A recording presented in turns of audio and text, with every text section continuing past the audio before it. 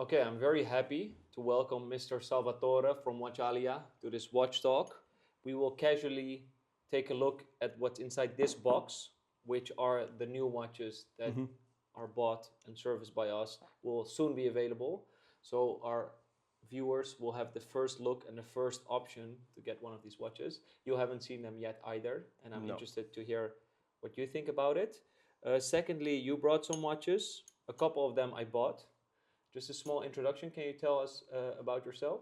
Jasper, first of all, thanks a lot for the invite. Happy to be here and to have a nice conversation. So my name We'll is... see about that, but off to a good start, I'd Let's say. see. So my name is Salvatore.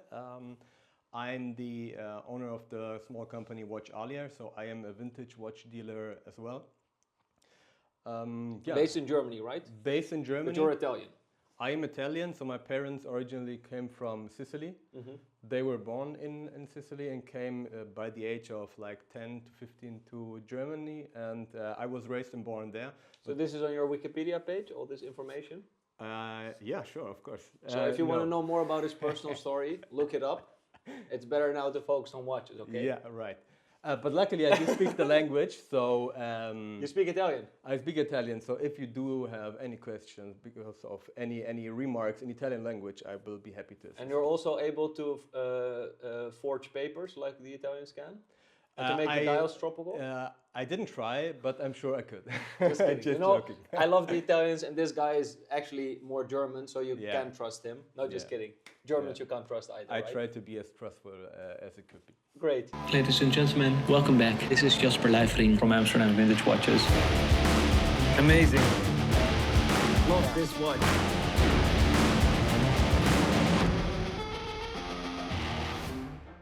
So far, so good, because I've been in contact with Salvatore probably like half a year or so. Yeah. Might be a little bit over half a year. Yeah. Bought quite some nice watches. Yeah. You remember the first watch I bought from you? I do remember. It was a Vacheron Constantin 222 overseas, if I'm not mistaken, reference 46004 for the nerds under us. Very, very cool square-cased Vacheron in like new old stock condition.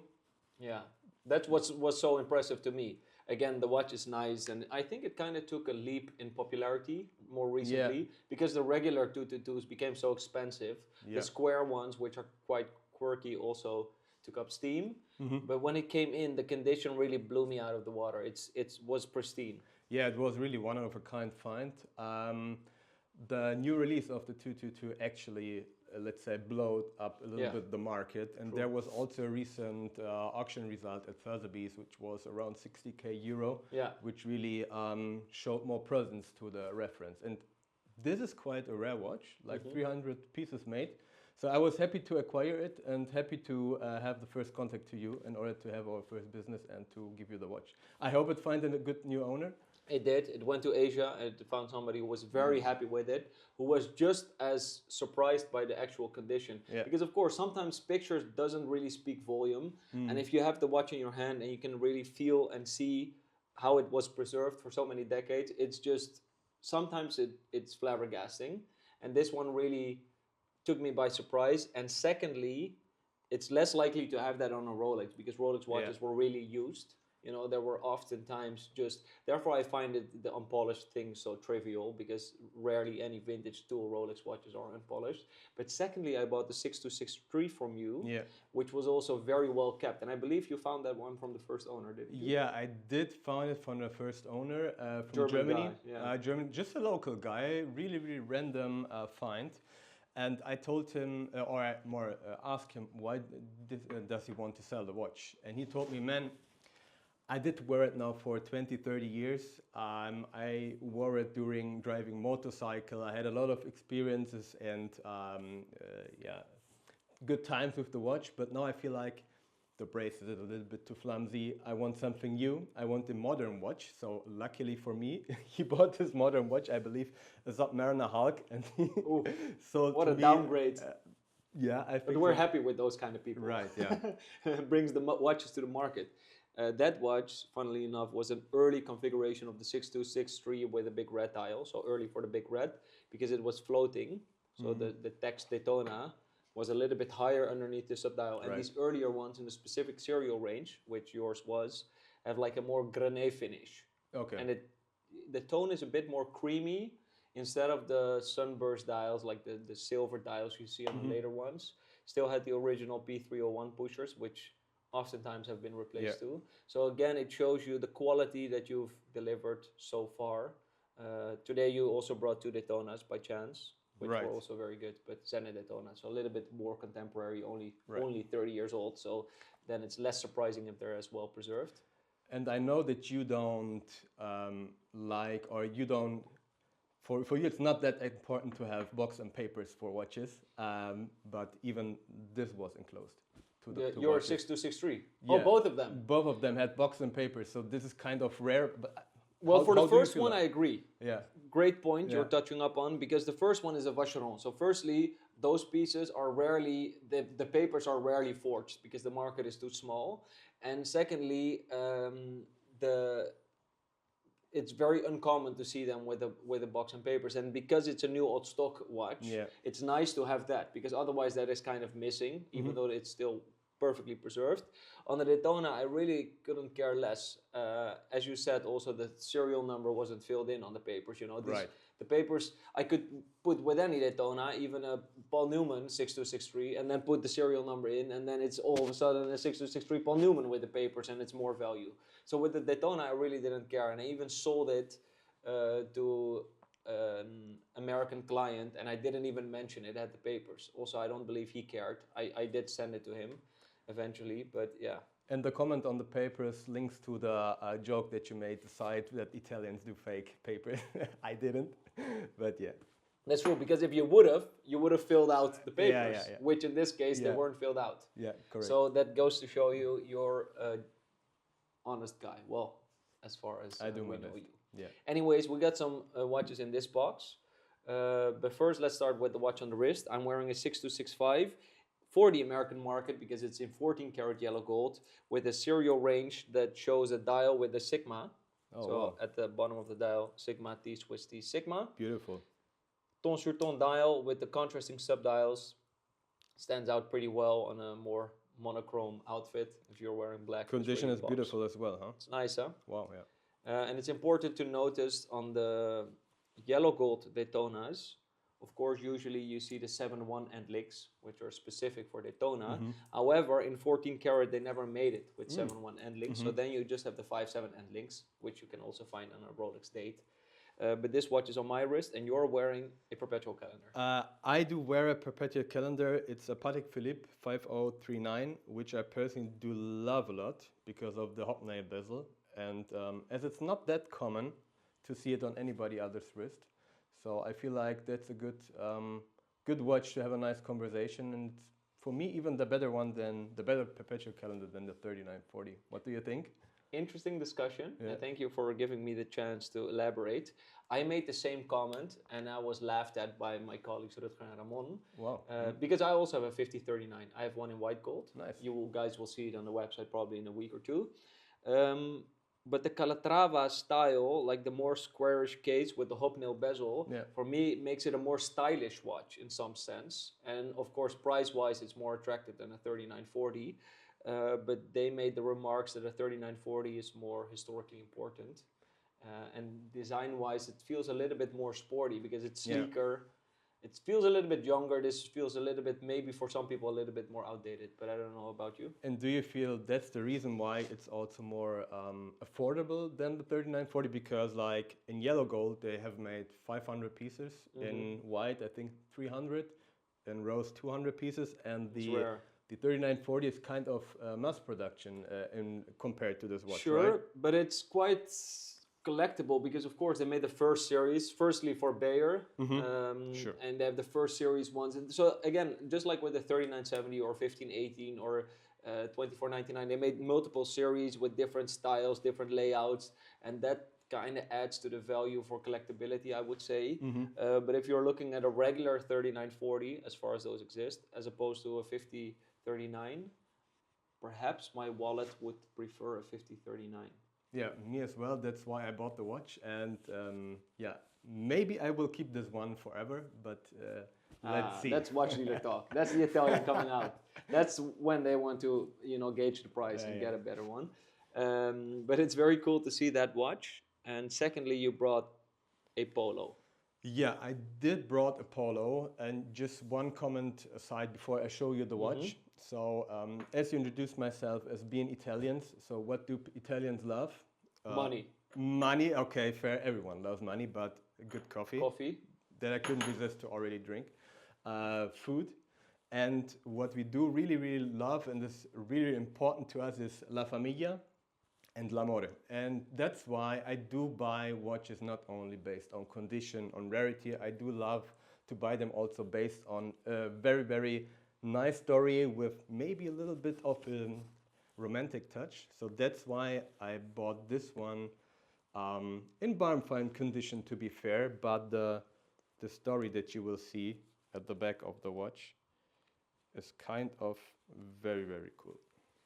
I never had a Piaget Polo, so this is a rare encounter for me. Yeah, so this is actually the jumbo size, 7661 reference, 34 mm, which has been actually the most expensive watch in the 1980s when it came out. It was more expensive than the Nautilus, more expensive than the Royal Oak, more expensive than any Perpetual calendar, I don't know for sure. But this was the piece for the wealthy people. And the dial is also made out of solid gold, yeah? Yeah. Super cool. Really very uncommon. A watch I haven't studied yet, but I'm happy to learn from you here. Yeah, so the engraving says that it's a gift from the nephews and children from this guy for his birthday. He turned 80 on 24th of December 1983. So this was a quite cool gift and a nice story. And a very expensive gift, apparently. Yeah, so I would be very curious to know who it really was, but yeah, actually I don't know, and we will maybe never find out. But it's a nice story for a cool watch.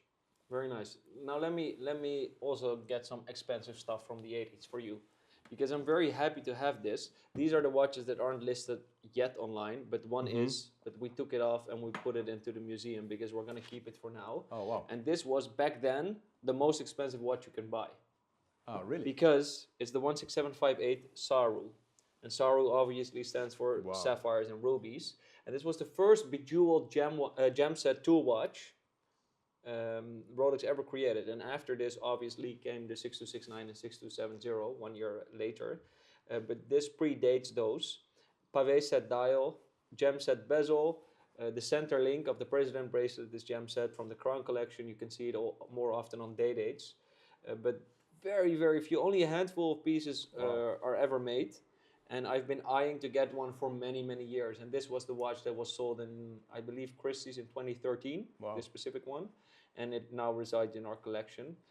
We briefly had it listed on the website, but we took it off because, you know, sometimes if you sell a watch and you can't find a replacement, it just feels painful. Yeah. And I want to enjoy this a little bit more. So. I can 100% understand. Also the quality of the stones that were used by Rolex while crafting this watch is really incredible.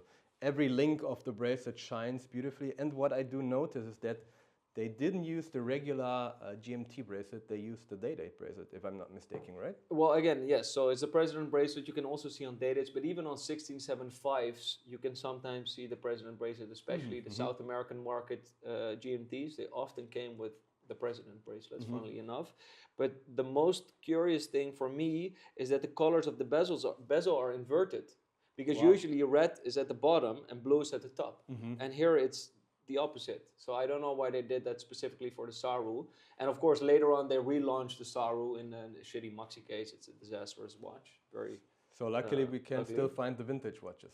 Luckily, we can still find the vintage. Yeah. But if we can keep in the GMT spheres, I want to show you this find that I'm very proud of. We just picked it up. Actually, Dario picked it up behind the camera in Munich.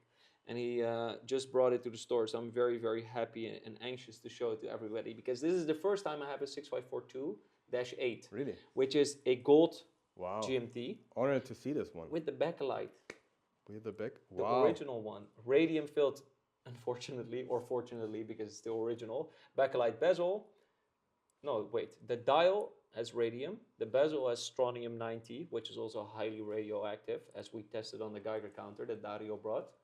Also, when he went to Munich, his hair was blonde, and as you can see now, it turned different. Again, with a nice story, a nice touch, personal touch with an engraving on the case back. You think the engraving affects the value of a watch? Kind of depends, it can add value, but it can also take out value. Yeah. I don't like to take out engravings because they do speak and they do tell a story. Same for me. Yeah. But I've had clients where we sold the watch with an engraving and they don't like the engraving, and then we offer them to take it out and we get it, laser etched out. Always happy when a client is as romantic as maybe we both are. Sure, me too. But sometimes... or sometimes they want to give their own story to it. They want to, it's fine with me either way, but I always keep it by default, and then later on you can always decide to take one final question in regards of the watch. How is the bracelet called? So I've never seen it on a Rolex, to be honest. This is a brick bracelet. Yeah. Rolex had a very, very rich catalog, especially in the 1950s and 1960s, of bracelet types. We know, obviously, Oyster, Jubilee, President, but there are way more. I got some cool master catalogs I'll show you. A myriad of choices, especially on gold watches, because they were quite expensive, so you can basically pick and choose whatever you'd like. So the variety of customization was bigger than it is today, because now it's just like off catalog and then that's it. But back then, Rolex was actually still hunting for new customers, so they were not as as let's maybe say arrogant as they are now. You can say that, but also if you're buying a watch like this, it's super expensive. So if you say, okay, but I want this bracelet, then sure. And they have over 60 bracelet versions. So most people only know 3, but there are a lot of them. Can I show you a couple more? Very, very welcome to show me more. So we like stone dials. So does it get better? Yeah. It gets different. With the best ones? And let's say it gets different. It depends on the parameters you value the watch. But we brought a couple stone dials. Lapis, day date. Tiger Eye, day date. Jasper, Datejust. It's kind of our signature watch. It bears my name. But the quality of the printing on this one is a little bit less. It's the 1970s. Yeah. This one was also sold by Christie's a couple years ago. And a 18 with a smooth bezel is kind of dope, right? That's 18208 on the Oyster bracelet. And no, 18028 with the Oyster bracelet. Combination is nice. And lastly, the Tiger Eye in a classic casing with the fluted bezel and the President bracelet. Even strong condition. Nice, right? Beautiful watches, yeah. But cool variety, and we rarely stock these because we have a lot of client collectors that they buy them. So hence, we want to give you the first opportunity. If you're interested in any of these stone dials, just reach out before they hit the website, because if we post them online, they don't last long. And the Lapis one, we just sold a 16018 Lapis dial. No, sorry, we sold the 16019 Lapis dial, which is the white gold one, with a white gold Lapis dial. And simultaneously, we launched a 16018. It's the yellow gold with the Lapis dial. And the yellow gold is priced at 55K. And we sold the white gold for double the price. Wow. And it went instantaneously, just because of the rarity, you know. And in the end, that speaks loudest to most collectors. Yeah, so I'm actually a sucker for a white gold or white metal watches. And I do feel collectors now are recognizing that these variations are more rarer than the yellow gold ones, even though they're not that flashy like yellow, and that they're more hunting the rarity of the white gold metal, right? Is it something that you've recognized yourself? Yeah, we have 2 Dutch clients who are always competing to get the white gold Stella dials and the white gold stone dials, because the Dutch are also a little bit of Calvinistic, so they don't want a flashy watch. So they both want the white gold stone dials without any markers, so also not the one with the diamond markers. Recently I had the absolute opposite, the most flashy pair, a his and hers set of Lapis that was bought by a German couple by chance. Oh, wow. Bought in 2000 for their wedding in 2001. They wore it once, only on their wedding, never wore it, and they just sold it to me. So quite a romantic story too. Before we go to another watch of you, I just want to show one more watch, and then we're done with all the gold watches. But this one I just raked up, and I find it very appealing. It's a very cool Cellini Wow. with a mob dial and very elegant numbers, I would say. Just it's a quirky one. It's something else. Just bought it, and I wanted to gauge your opinion on it. I like it. Actually, I had a couple of those Cellinis. I had a reference 4650, 4651 with factory diamonds. And they are quite undervalued in my opinion still. They are rare. They look fantastic on the wrist, but they're not as pricely on the same level like the Midas. Right? Just to be transparent, I paid 20K for this. It feels like it really represents good value. Yeah. With the integrated bracelet, the structure, the dial that's quite rare and appealing. It's just a cool watch. Pretty cool on the wrist as well. Right? But very well proportioned. So I do like it a lot. Also the mother of pearl dial really gives it a special... Let's see next to the Polo. Special tone, yeah. Kind of same design language. And I think also the size, so the number of the size, 34 mm, which would be in modern comparison very small. I do feel like it shouldn't be bigger than 34, 36, or maybe with Daytona's 40. But why did people trend to wear always bigger watches? So because back then it was not like this. So. They have to compensate these days, my friend. You have to stand out, and if you can't stand out with quality, you have to stand out with obnoxiousness. Okay. So also the people that are usually the smartest, they are the ones that talk with the lowest volume. The people that are the stupidest, they are the people that shout, like me. You understand? So I feel like you can translate that to watches as well. So if a person wears a 45 mm Panerai on his wrist, it tells something about him, that he maybe has something to compensate. He has a peanut brain and a similarly sized thingy between his legs. So a guy of direct words. Yes, you know the Dutch are direct. Now show some more watches you have there. So what I initially told that Italians do love being romantic, do love having family around them. That's why I bought this watch here. Same like the other ones. It has a beautiful engraving marking the love of somebody that it has been gifted to. It's Cartier Tank Louis. Greetings to Berlusconi. Yeah, like that. I bought it from him. No, just joking. Actually, this is not just a regular Cartier Tank extra plate. It's a watch that has been manufactured around 1972, which is the pre-merger phase, because you need to remember, if you didn't heard that before, Cartier was split it into Paris, London, and New York manufacturing back before 1973. And this has been manufactured in Paris in around 1972, before the merge, and they did use a Jägerle-Coultre movement even.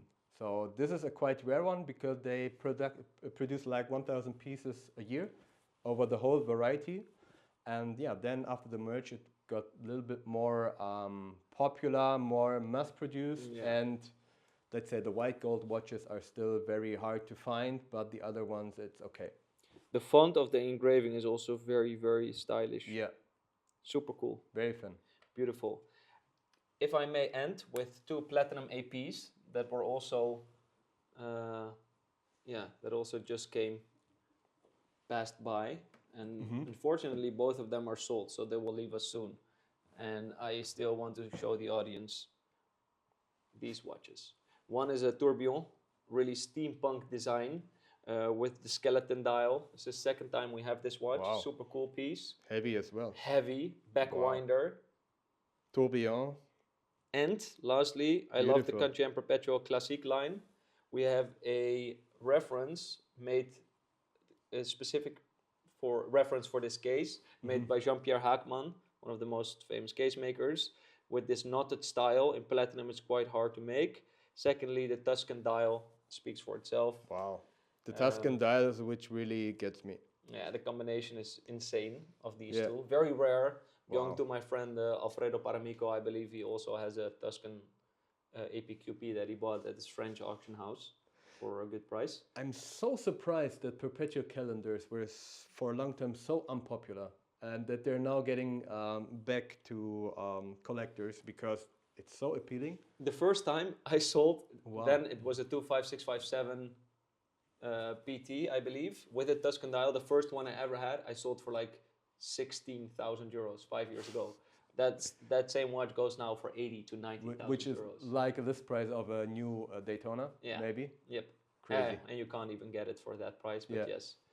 Yeah, good fun. Yeah, it would be lovely if we could travel back back to the time there were like prices like this, but yeah. Maybe we say the same about some of these prices in 10 years time. Could be. You know, I made these videos 6-7 years back where we displayed the watches that came in just like we're doing now, and like the new drop, and then sometimes I look back at those videos and it's like, here we have a 5402 priced at 22,000 euros. I'm like, fuck, that was only 7 years ago, you know? Yeah, but as with art, watches are kind of getting same attention like art, because the aesthetics of some unique pieces like this, you will never find in modern watches. So that's why I think it's not only about wearing a watch because you can afford or you want to impress. It's also looking at it, really admiring the watch, and it gives you a feeling of joy. So that's how I feel like also. Did you that's compose this part of the text by ChatGPT? Like, how can I come off as a romantic sales guy? Yeah. Talking about watches. Yeah, so luckily, yeah. Very well that's how put I do together. it. Yeah, sir. so that's why I'm very well prepared, and I did it like this. Yeah. So, but do you think like it's getting attention from many people like art, because the level of demand is not comparable like it was 5 or 10 years ago. So I remember I just had modern watches on my map. So yeah. So how did you convert to the more stylish vintage pieces? Because how old are you? I'm quite old, 34. So how do you have this seasoned soul? Yeah, so actually I'm not too long in the watch game. So like 7 years ago, I started wanting to buy finally a good piece for myself. And I wanted to start with the GMT Master 126781 BLRO, GMT, Jubilee, Pepsi. I think that's the reference. Terrible choice. Agree. But I've noticed that it's impossible to get the watch because there is like a lot of demand, a waitlist system. So this really attracted me, or the sales hunger or the hunger for the watches really caught my attention because of this waitlisting game. But by the time it got so annoying, because I wanted to acquire some pieces, that I thought to myself, okay, I will try to acquire a vintage watch, and let's see if it speaks to me, what it does to me. And I felt like this was a good alternative to the modern watches. And the alternative, by the time, transitioned into passion. That's why I tried to acquire more and more watches. And as pocket is or money is kind of limited, I thought to myself, how can I acquire more watches to experience more watches? And that's how I came into dealing, because I started trading. My profession in procurement and sales kind of is a good mix. Well, you're a sales guy. I think the people didn't notice yet. With all your cheesy one-liners. I tried to hide, but actually, thanks for mentioning. No, but because of my profession, I really like.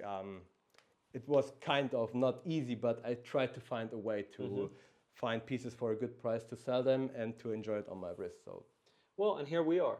Anyways, Watchalia is a nice guy to follow. Also, make sure you subscribe to our YouTube channel. We will have other people coming with more interesting stories than this No, just kidding. I really enjoyed it. Again, thanks for inviting me. Very nice to be here. Thank you. Good conversation. And let's see if we can also hammer out a deal, because I want to perhaps also add the Piaget. It's going to be my first polo, but let's see. Who knows? Thank you.